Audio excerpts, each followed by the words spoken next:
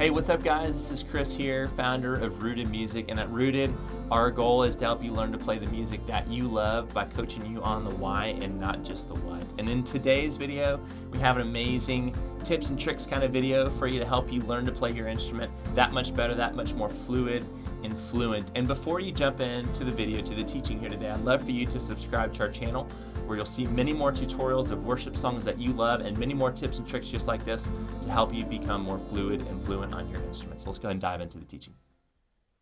Hey, what's up guys? This is Chris here with Rooted. I'm really excited to jump into this major scale pattern video with you guys here today. And if you've seen some of our other videos, you've seen how we've taken the major scale and the notes and maybe even the numbers of those notes and applied them to chords in any given key.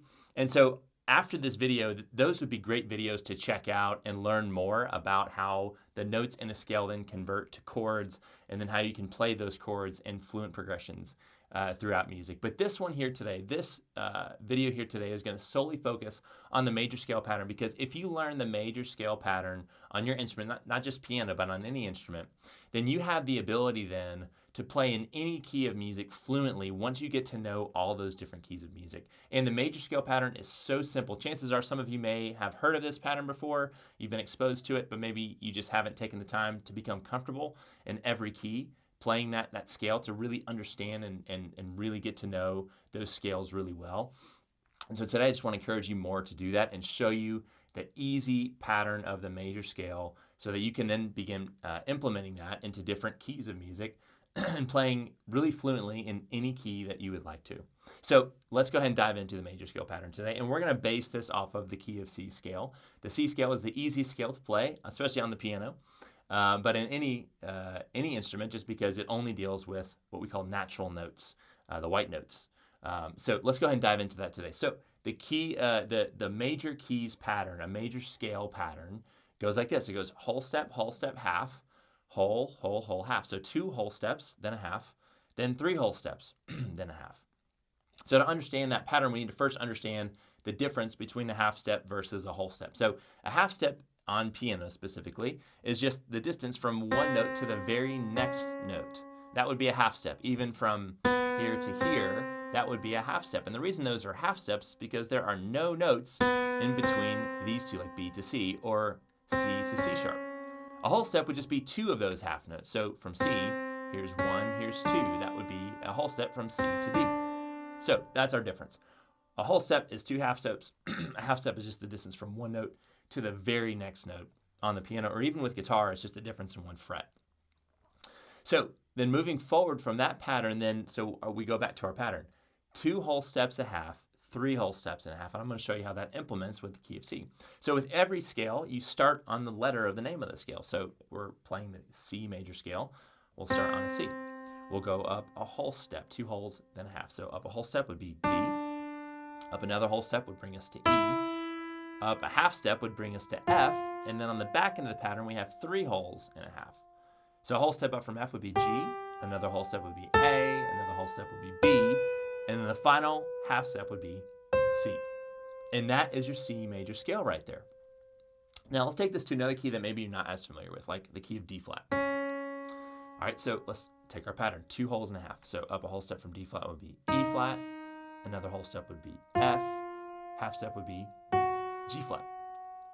The back half then gives us 3 wholes and a half. So from G flat then, we'd go up a whole step to A flat, another whole step to B flat, another whole step to C, and then a half step to D flat.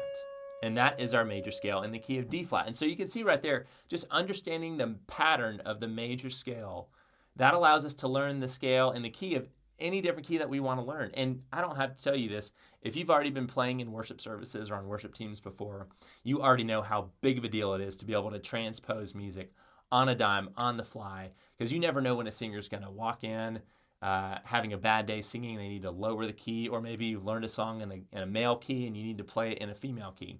Being able to transpose, to move the key of the song that you've learned already on a dime, on the fly, is such a crucial part to playing on any worship team. It makes you such a bigger and better asset. And so what I would encourage you today is to get really involved in learning every key's scale first, and then taking that information and applying it to the chords, implementing the chords then with every key, and then just practicing, just playing through the chords in every key. Maybe learn a song that's in the key of G and try and take it yourself, transpose it to the key of D flat, to a key that maybe you don't play in very often, to get comfortable with those other keys of music. Because the more that you do that, music is like a language. The more you spend time with it and the more you use it, the better you're going to be at it. And it's the same way with music. The more that you spend time with your piano, with your instrument, learning the keys, learning the scales, being comfortable with the chords, the more fluent and easy it's going to appear to other people that you're able to do it on a dime on the fly. So spend some time practicing this major scale pattern, implement it into some scales that you're maybe not as comfortable with, and then take this information and go check out some of our other videos as we implement the scales into chords, like the info in the key of C, info in the key of G. We have some other YouTube videos around that as well. But practice this and really get fluent at playing in many different keys of music, and let us know if you have any questions. Well, hey guys, I hope you really enjoyed that tip or trick here today as we implement that into your instrument of choice. I would love for you to subscribe to our channel, where you'll see so many more of these tips and trick kind of videos, as well as other tutorials of amazing worship songs that you know and love. Thanks so much for joining us.